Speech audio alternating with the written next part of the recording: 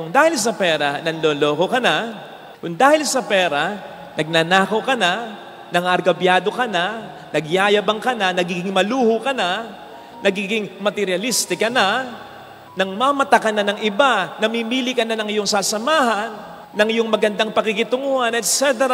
Or kung dahil sa pera ay napapabayaan mo na ang mga tao, mga relasyon na mahalaga, una ang relasyon mo sa Diyos.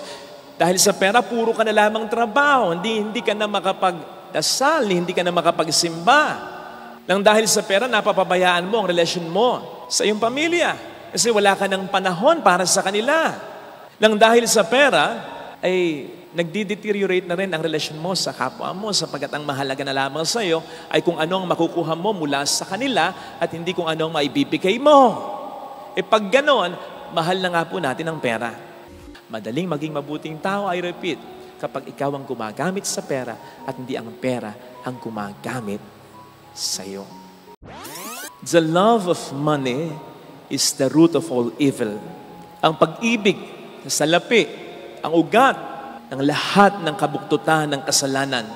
Isa ito sa mga sipi sa Biblia na madali nating matandaan sapagkat madalas, diretsyo man o hindi tahasan, sinasabi natin yan.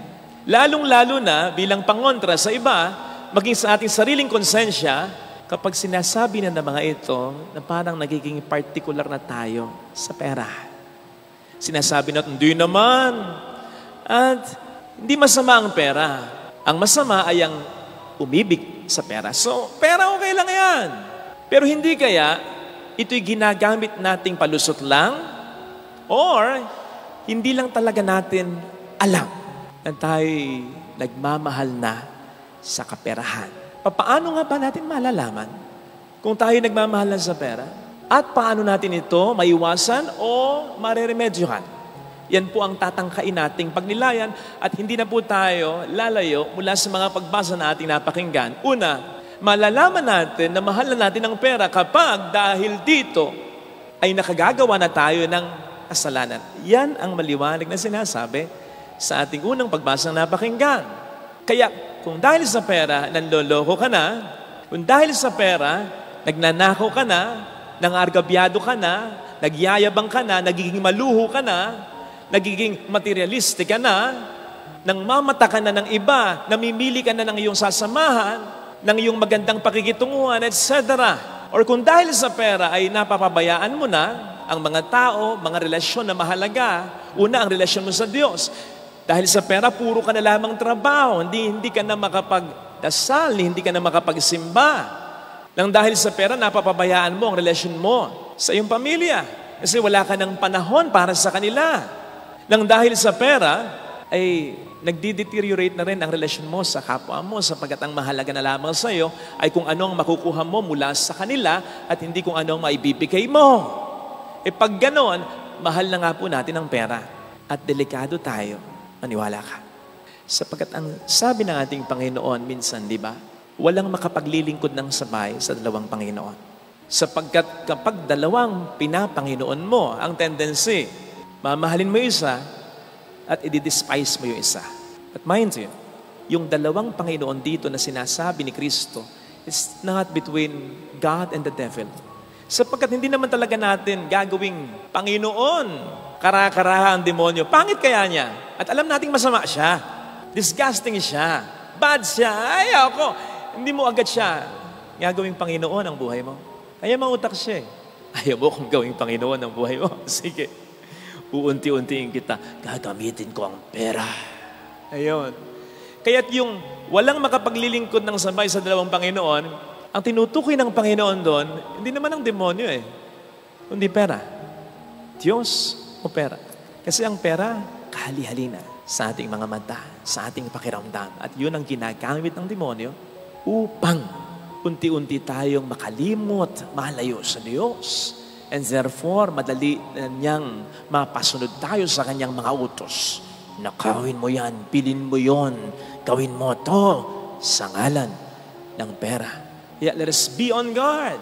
Mag-isip po tayo ng malalaki, matitinding mga kasalanan na may kinalaman ang pera dyan bilang punot dulo niyan. That is why kapag mayroon akong makakilala na alam kong umuunlad sa buhay, Kamakailan lang, may ni-remind ako, mag-asawa, ang ganda ng business nila. Yang maayos na. Sabi ko, wag po kayo makalilimot sa Diyos. Kuya, ate, simba ha? Simba. Ginanong ko talaga. Maano kung magtampo sila sa akin. Bilang kaibigan, sinasabihan ko sila. Doon sabi ko nga, doon sa lalaki, ingat, ingat.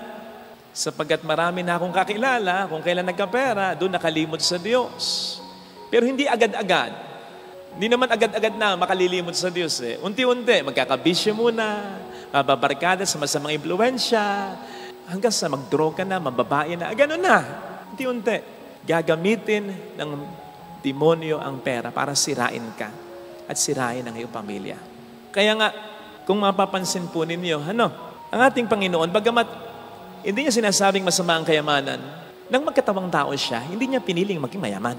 Bagamat hindi niya sinasabing masama ang kayamanan, nang pumili siya, nang makakasama niya palagian, mga alagad, hindi siya pumili ng mga mayaman. Hindi siya naki-associate closely, araw-araw, rubbing elbows with the rich ones. Hindi ginawa ng... Isang nakita ko dyan, bagamat hindi niya sinasabing masama ang yaman, ang sinasabi niya sa atin, delikado ang yaman. Sapagkat with money comes power, influence, fame, popularity, comfortable life, which are basic ingredients for us to become away from God, to forget God. Isipin po ninyo, kahit si David, na isang napakalapit sa Diyos, si David na kung ilang taong pinrepare ng Diyos, hinubog ng Diyos, si David na ilang taong very obedient sa Diyos, nung magkapera, nung magkaroon ng kapangyarihan at the height of his power, nangalo niya na, nagpapatay pa ng asawa ng kalunya niya. Something na hindi niya kakayanin gawin. Sigurado ako, kahit personal na opinion ko, mahirapan siyang gawin kung wala siyang naging pera o kapangyarihan sa buhay niya. So, ganun katindi ang tukso ng pera. Kaya nga, sa ating unang pagbasa, ang unang pinapaalalahanan dito, bukod sa bago kayo, kami, mga lingkod ng Diyos, mga taong simbahan, huwag kayong magumon sa pera. Ang mga taong simbahan na mula noon hanggang ngayon ay nagdarasal naman, alam ang kautusan, alam ang daan ng kabanalan. Unang-unang pinapaalalahanan, huwag kayong pasisira sa pera. Sapagkat kapag nasira kayo sa pera, yun ang simula ng marami pang pagkakasala. Totoo yun.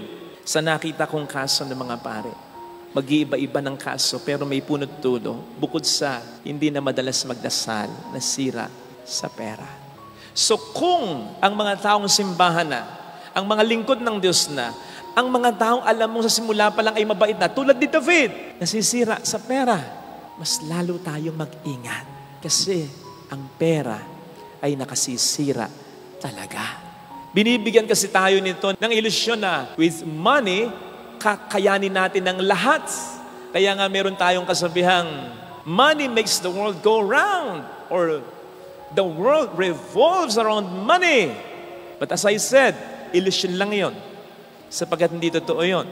Tandaan natin yung sinasabi sa Psalm 50:12. Ang sabi ng Panginoon dyan, reminding us, the world is mine and all it contains. Ang mundo ay akin at lahat ng nandiyan, kasama ang buhay at pera natin dyan. So siyang nakapagbibigay ng kontrol dyan. Kaya niyang kunin sa atin ang pera, maging ang ating buhay, anumang oras niya maibigan. Natatandaan niyo yung talinghaga tungkol sa rich fool. Hangal! Sa araw na ito'y babawian ka ng buhay, saan mapupunta ang yaman mo? Kung bakit kinakailangan laging paalala sa atin, kasi nga, nahumaling tayo sa pera, nakakalimutan natin na wala tayong madadala sa hukay ni isang kusing. Magdala man tayo, hindi natin mapapatunayang sa atin, sapagkat bumilang ka ng ilang taon, kahit isang siglo pa, hukayin ng libingan mo, makikita yung kusing na dinala mo. Pero wala ka na! Abo ka na! O di ba't yung mga faraon ng Ehipsyo, yun ang ginagawa.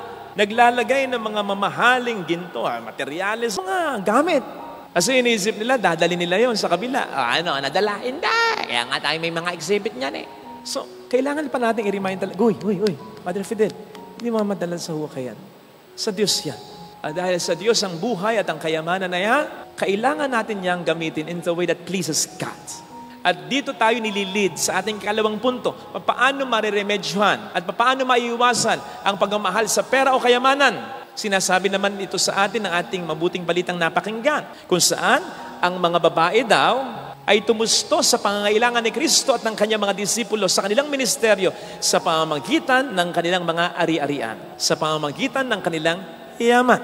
Gamitin natin ang pera sa paggawa ng kabutihan. Yun ang antidote sa pagmamahal sa kayamanan. Kung ginagamit ng diablo ang pera para hikayatin tayong gumawa ng masama, hikayatin nawa tayo ng Panginoon. Kung gugustuhin natin, hihikayatin talaga tayo ni Lord para gamitin ang pera upang gumawa naman ng kabutihan sa ating kapwa. Ang isa kong naisip ditong halimbawa ay si Keanu Reeves. Siya ay isang artista sa Amerika, sa Hollywood na napaka-generous.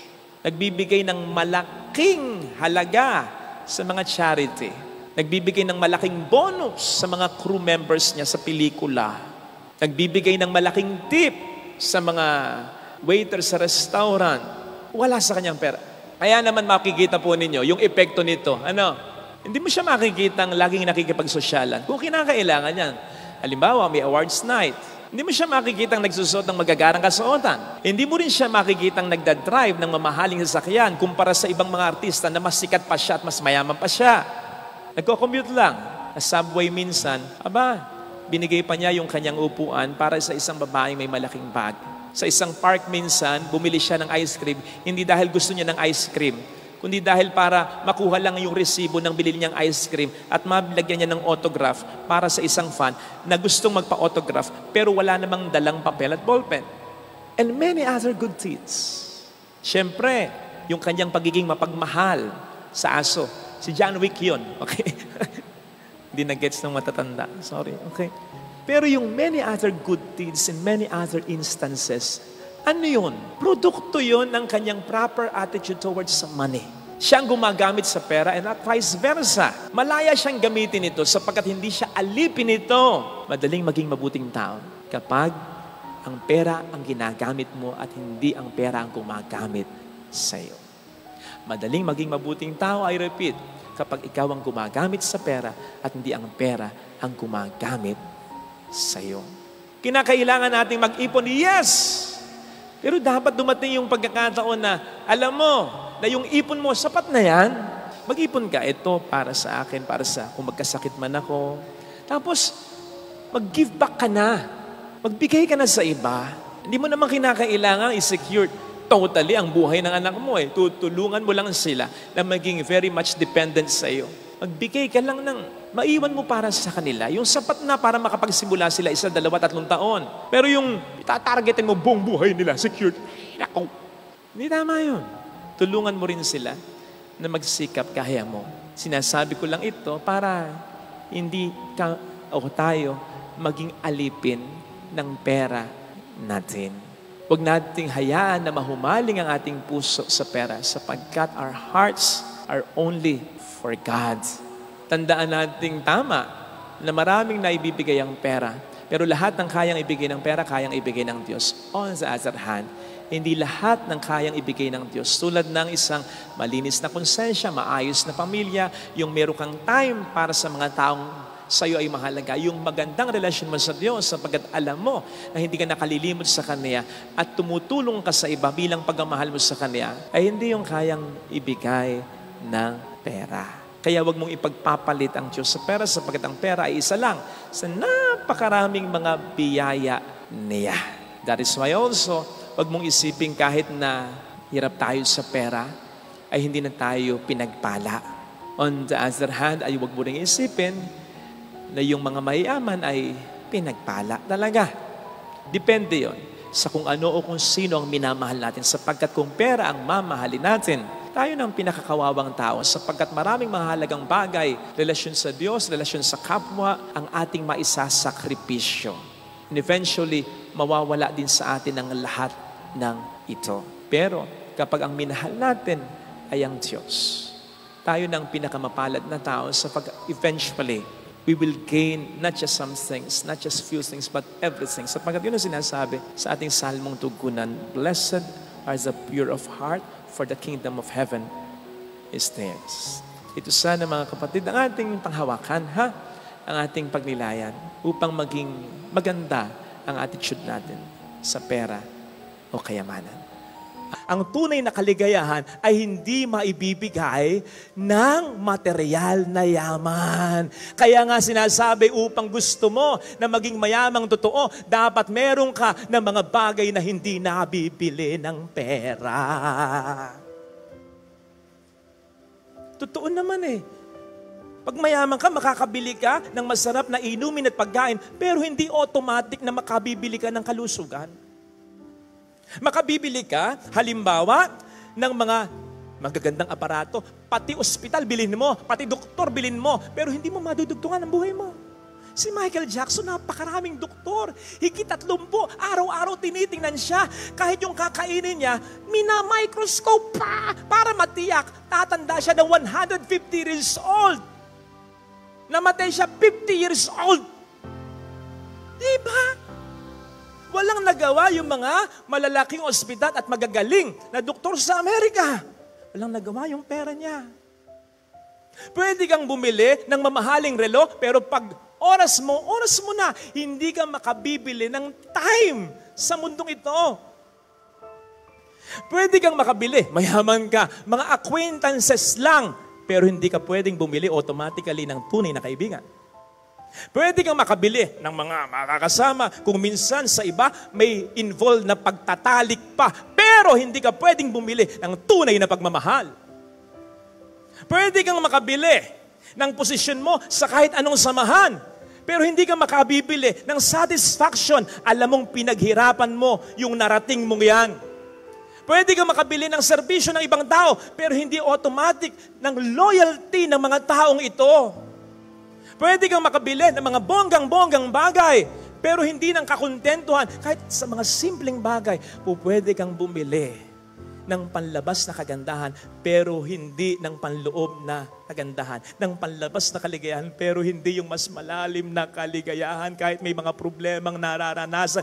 Pwede kang bumili ng bahay, pero hindi ka automatic makakabili kahit gaano kaganda ang bahay mo, kahit gaano karami ang pera mo, hindi ka makabibili automatic ng isang tahanan. Pwede kang bumili ng maraming bagay na pwedeng ikasaya ng asawa mo, ng mga anak mo, pero hindi automatic magiging faithful ito sa iyo, yung asawa mo, at irerespeto ka at aalagaan ka hanggang katandaan mo, hanggang kamatayan mo ng mga anak mo.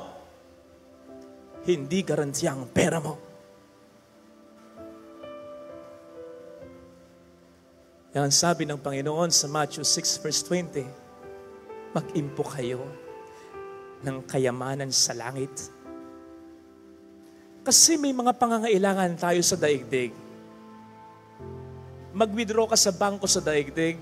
O yun, kailangan mong pagkain. Ayun. Kailangan mong paaral. Ayun. Magandang nag-iipon. Hindi sinasabing huwag kang mag-iipon. Pero tandaan mo, may mga mas mahalaga tayong pangangailangan sa mundo. Ang paghuhugutan mo, hindi yung bangko ditong inipon mo yung pera mo, kundi yung matters of God na sa langit, sa barn sa langit, sa bangko sa langit. Yun ang ibibigay ng Diyos sa iyo sa kabilang buhay at habang nabubuhay ka dito. Father Fidel, gusto mo ng contentment? Ayan. Father Fidel, gusto mo ng happiness? Ayan. Father Fidel, nag-impo ka naman ng pakikisama sa mga tao? Okay, sige, paggagawa natin ang simbahan mo? Ayan. Father Fidel, nag-impo ka naman ng pagmamahal sa pamilya mo? O sige, alagaan ko pamilya mo? Yun. But then, briefly na lang, habol ko lang. Ang isa sa mga definitions pa ng katangahan ay yung sinabi ni Albert Einstein. Tatagalugin ko na lang. Yung paulit-ulit mong ginagawa, pero nag-e-expect ka na magkakaroon ng ibang resulta. Paulit-ulit mong ginagawa, ano yun? Magkakaroon ng ibang resulta? Tanga ka. Baguhin mo para magkaroon ng ibang resulta, kapatid. Paulit-ulit na lang. Sa Biblia, mula sa ating karanasan, alam natin yung kasakiman sa pera, yung kasakiman sa posisyon, yung kasakiman, yung hindi mo iniisip na ang Diyos, pati na nakasasakit ka na lalong-lalo na sa mga taong mahalaga sa'yo, hindi yan ang magbibigay sa'yo ng kaligayahan. Bakit inuulit-ulit pa rin natin ang kamaliang iyan? Bakit hanggang ngayon, tinitiis mo yung kapatid mo na dapat mong tulungan? Bakit hanggang, alam mo, paulit-ulit na lang. Nag-e-expect ka ng kaligayahan? From that, tanga ka. Kapatid, buti sana kung tao lang ang magsasabi sa atin ng tanga, pwede kang magkailang, tanga, hinggit ka lang. Paano kapag ang Diyos na ang tumawag sa ating tanga? Nako, matindi yan. Ang ibig sabihin yan, alam niya, marami kang namimiss at mamimiss sa buhay na ito at sa kabilang buhay. Naaawa siya sa iyo, hindi kanya inaasar. Naaawa siya sa iyo. Alam po ninyo ang impyerno, hindi naman siguro, yung kumukulong asupre, ang simula ng impyerno ay sasabihin ng Diyos sa iyo, ito yung mga na-miss mo dahil sa kasakiman mo. Na dapat na-achieve mo, na dapat naranasan mo kasama ng mga taong mahalaga sa iyo. Yun ang simula ng impyerno. Marami sa atin dito ang may kakilala ng babae. Tapos yun, suwail na anak, ganit na kapatid. May mga kakilala tayong ganyan na namatay na. Kung minsan sinasabi natin, saan man sila naroon, palagay natin masaya sila. Palagay mo talaga? Paano kung hindi? Paano kung mabubuhay lang sila? Sasabihin nila sa atin, maging faithful ka sa asawa mo, wag mo akong gagayahin. Maging mabait ka sa kapatid mo, wag mo akong gagayahin. Irespeto mo mga magulang mo, wag mo akong gagayahin.